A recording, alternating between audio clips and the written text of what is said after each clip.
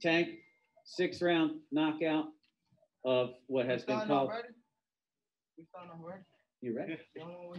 We can wait. You won't wait for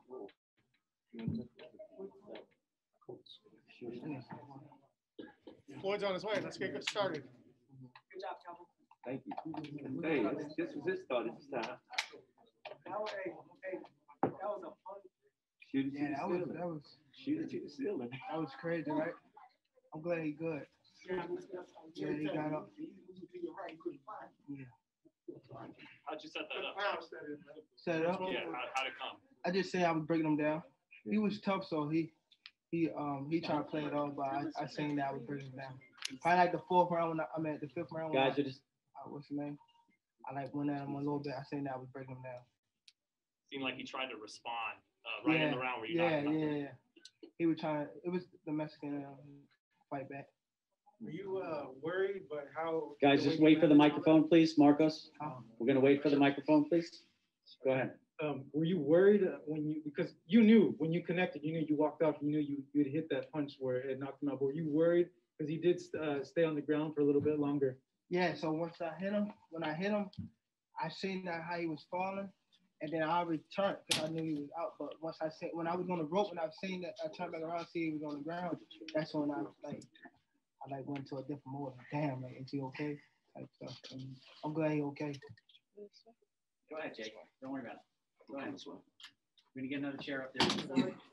Tank, it was a phenomenal fight, start to finish. Walk me through the fight. I want to say the first couple rounds, I was a little cold. I want to say because there was shots that he touched me with that I ain't supposed to get touched with. But I started warming up. I started settling down. I started listening to Floyd, my coach, and things like that. So that's basically what happened. And once I started settling down, it's a lot of pressure, so you wanna get off and things like that. So I looked at Floyd. Floyd was telling me like, just calm down, like we gonna get him. He always tell me like we're a 12-round fighter. So, but me, I'm so anxious. So once I get in there, I'll be trying to get at him. But it's all about learning. I'm learning how to slow my pace down through the rounds and things like that. Question over here. Tank, congratulations. Thank you. No, definitely a star-making performance. It was a great fight, from great action. You ended it emphatically with what's probably the knockout of the year now. Is there any doubt in your mind now that you're one of the biggest stars in the sport, and if not the biggest, going to get in there? I feel like I'm the biggest. I am the biggest, but it's really I know that for sure, but as people got their own opinion. But when it's come to me, I always felt like I was the biggest.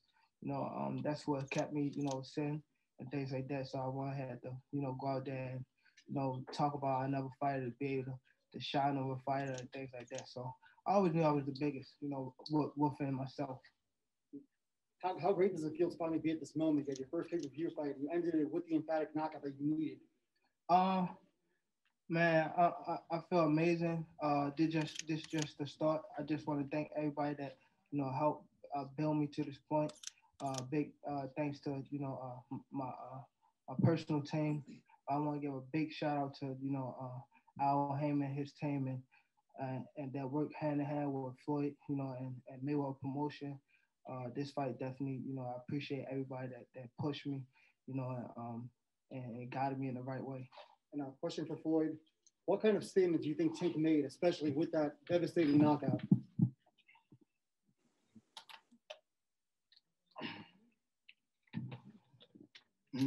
Amazing performance. I'm proud of you, Tank.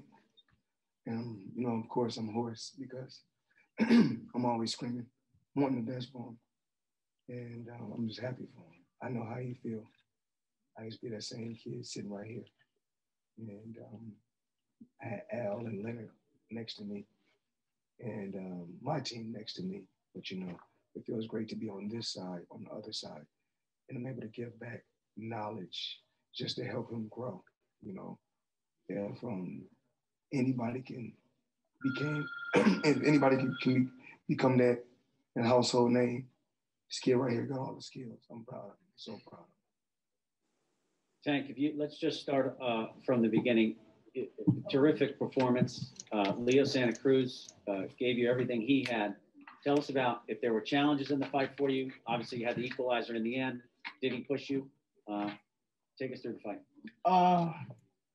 So I want to say the first round, going out there, I threw my jab, and then I seen that he was trying to, once I jab, he'll try to counter me.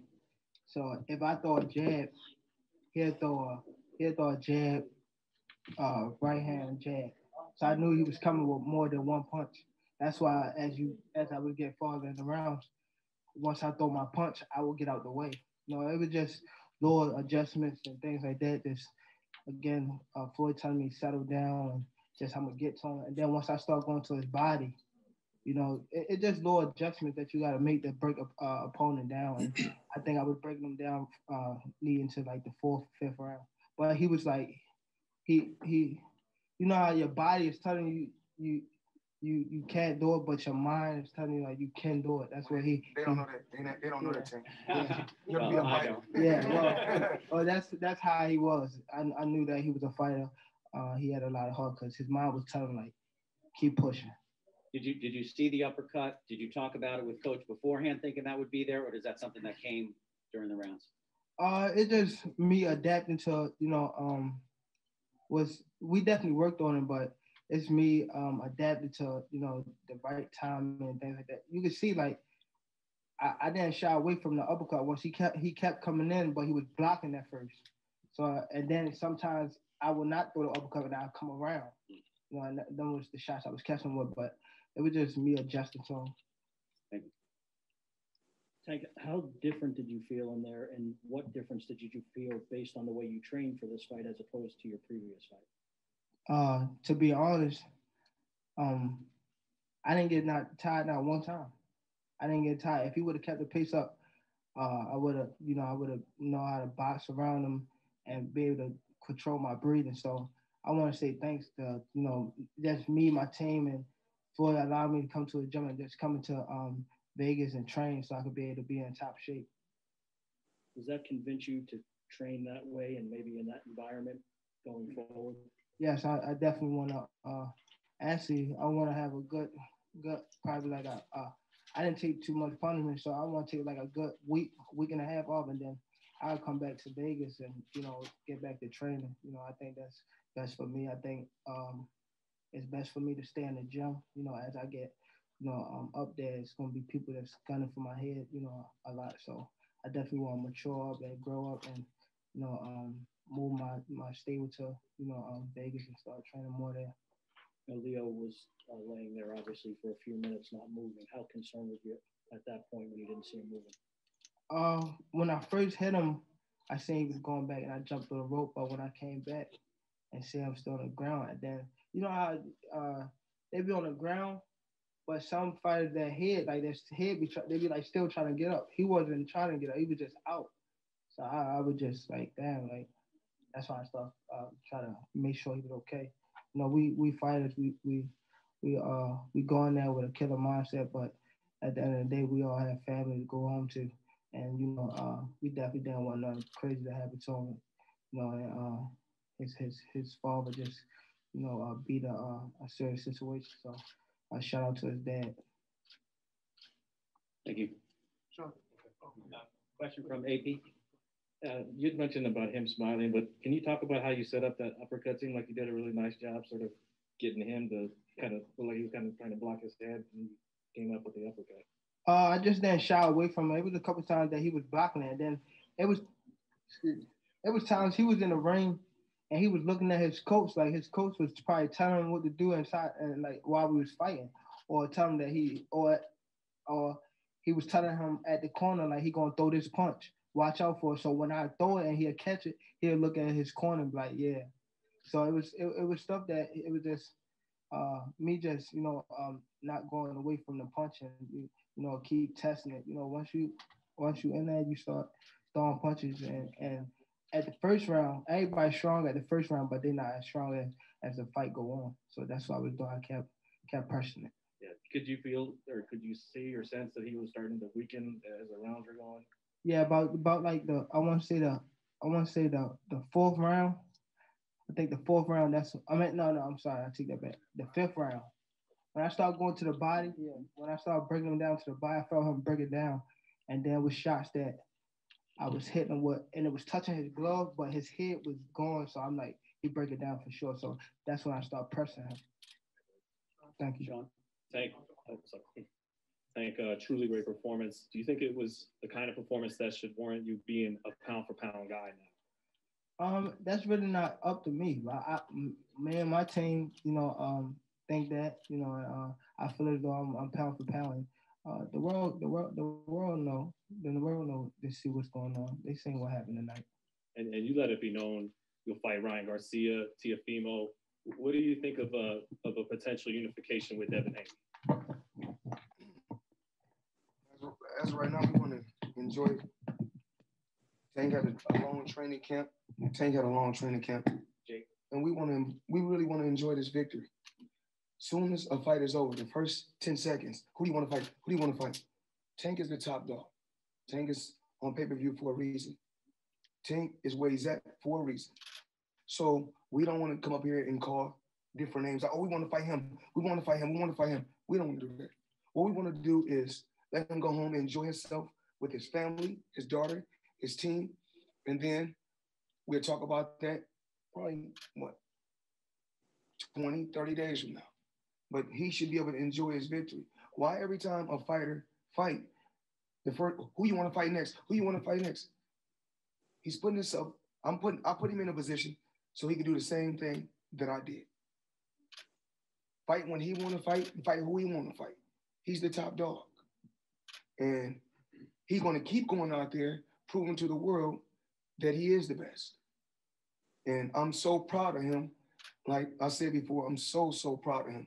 No matter what, when things are said, when you hear certain things in the media about me and Tank, no matter what you hear, I'm going to always love him unconditional.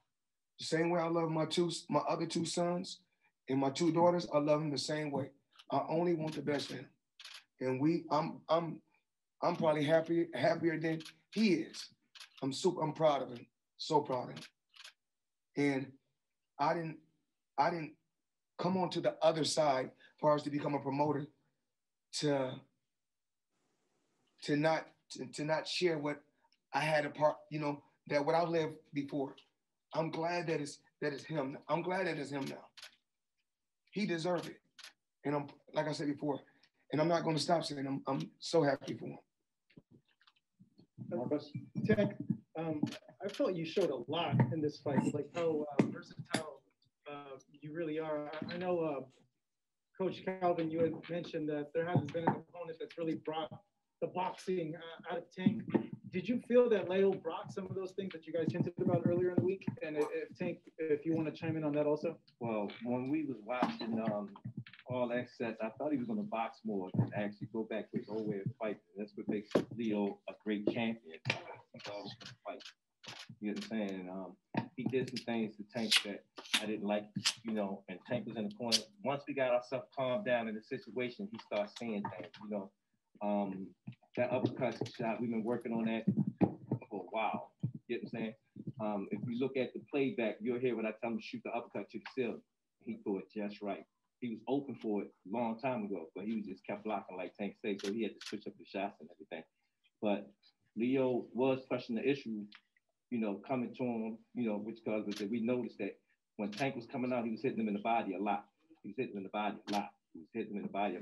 That's why Tank actually got that gas. He took chances, and when the right time was, his was the elbow. But at the end of the day, he closed the show. Tank, if you want to expand on that, did you feel that you showed more than what people thought of you before as just a power puncher? Do you feel that you showed that you could box, that you have defense, that you can move and all that?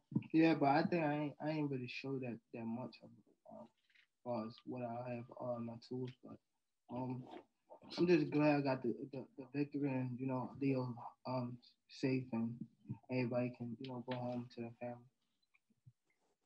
Okay, one more over here. Removing who from the equation, do you feel you're better suited to fight at 130 or 135, or can you fight at both? I can fight at both. I think so. just the best opportunity. The best opportunity.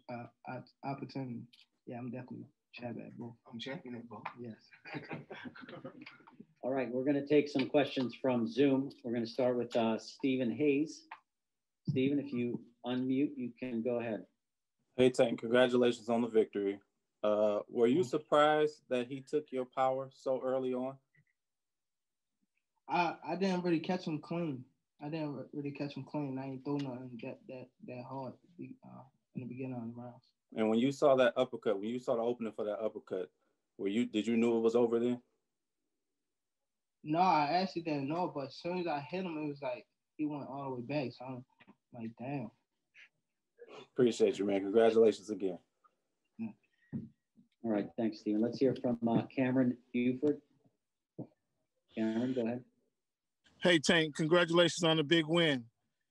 How early in this fight did you recognize that you had the speed and power advantage? I knew that coming into the fight, but there was times that he caught me a couple times, so it's really like speed didn't matter. It was just the right time. So it was basically me get my timing right, get my footwork, and just once you first go on there, you get anxious, but once you go a few rounds, then you settle down. That uppercut that left you were sitting on that, you were waiting on that from early in the fight. Was that the plan going into the fight? Calvin talked about you guys who had worked on that, but was that the plan to combat to counterpunch his style, his punching style, his flurry of punches that he was going to come with?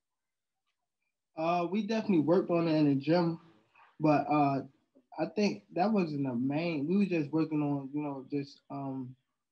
just be able to, stand his, his output and things like that. And we definitely worked on the uppercut too, but it was just mainly, he was just coming in with his arms was longer, he was taller, and he was coming in with, his head.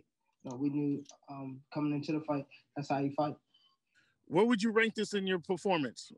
Is this your best fight yet? Where would you rank this? I won't say best fight yet, but I can't really rank it right now. Well, I got the knockout, so 8, but I'll watch over it. Okay. Congratulations again, Chief. Thank you. Thanks, Cameron. Let's hear from Carlos Toro. Carlos, if you unmute, you can go ahead. Congratulations, Gervonta, on the win. Do you physically feel better fighting at 130 pounds right now than you did when you were fighting at 130 pounds a couple of years ago? I think that I think I feel strong at 130. I think this is my natural weight. It's just up to me to, stay in the gym and, stay fit, be a full-time, athlete instead of just, part-time. So I definitely feel good at 130, but, if it's a good opportunity at 135, I'm champion at 135, so we can make it happen at 135. And quick question to Floyd. Obviously, now with Gervonta having succeeded and passed the first main event with flying colors, do you foresee that all of Gervonta Davis's fights are going to be pay-per-view? What we have to do is just we'll talk about it. I talk about it Monday with my team. I communicate with Al, communicate with Leonard, and my PBC team, my Mayweather promotions team. We'll sit down and talk. And talk with Showtime, Stephen Espinosa, and see what we come up with. We don't know what the future holds, but we do know this is a future star. Thanks, Floyd. Thanks, Floyd, and congratulations, Gervonta, on the victory.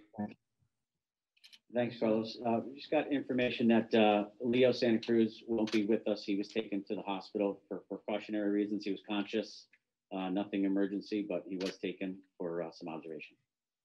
Announced attendance tonight in the Alamo Dome was 9,024. 9,024. Announced attendance. We'll go to our next question from Jeremy Herridges. Jeremy with fansided.com.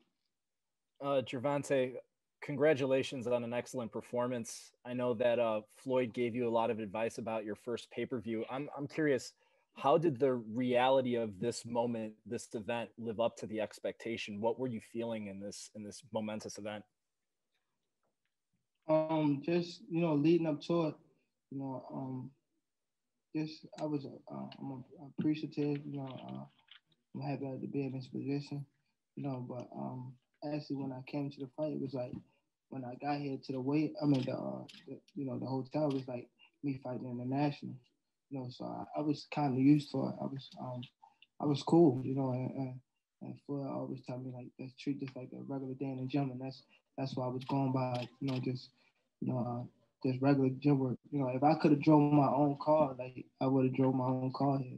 So I could actually feel like I'm going to the gym. So I think that's what makes me me calm to come into the fight like it's just regular gym work and let it play out.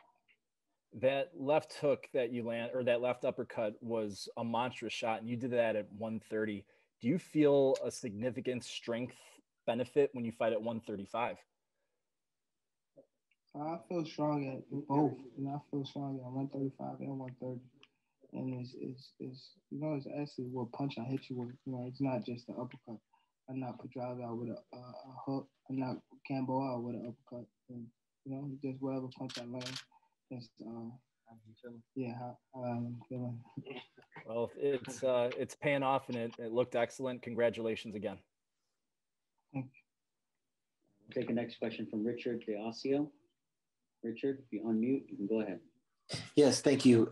Congratulations on the impressive victory and the spectacular knockout.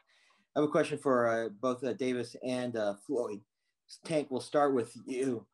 You said you're going to take maybe about a week off, jump back into the gym.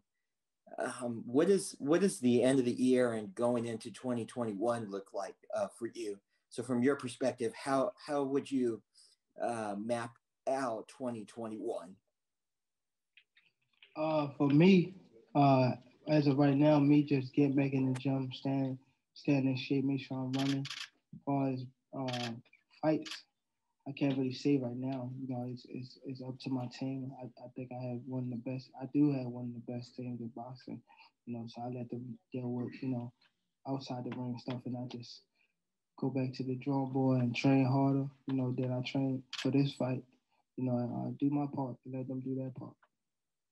And Floyd, from a promoter's perspective, this pandemic, certainly this going into the year, we didn't expect that this was going to have such an impact on the sports industry. From a promoter's perspective, how sustainable can the sport of boxing really thrive in the midst of a pandemic? I really believe that we'll be okay. Certain things happen in life. You take the good with the good, you take the bad with the bad. Only thing we can do is keep our fingers crossed, pray each and every day that we can get through this. But we still want to go out there and entertain the people. People still want to be entertained. So I'm very, very, I'm very, very patient. My team is very patient, and we'll get through this. But as far as 2021 with Tank, we know we're going to fight twice for sure in 2021. And if we keep our fingers crossed, it's 3 times. So we want to make sure for twice for sure, but hopefully 3 times in 2021. And, like I said before, we can't do nothing about this pandemic. This coronavirus is crazy, but we just keep our fingers crossed, take our time and live each day one at a time. We take each day as it comes. All right, we got time for just one more. Let's go to Cameron Wolf. Cameron, unmute and go ahead. Hey, Tank, what's up, man? There's sort of this new generation of young boxers, it seems like. T.O. had his performance a couple weeks ago, now you. It seems like y'all are trying to earn a new audience, so to speak. Where do you think you stack up, and what do you want the new era of boxing to be known for? I can't really say, that's not up to me. If it was up to me, I want to say it up to me. You know, it's me to, you know, for me to do my part. You know, forget. You know, that's what's wrong with, you know, other people. They worry about what other people have on their plate. You know, me, I'm focused on me and my team. My team, one of the best. Like I said, I think I'm the best out there. We just work hand in hand, and that's why we came to, you know, 24-0. And we're gonna continue to go that path, and just sky's the limit for us.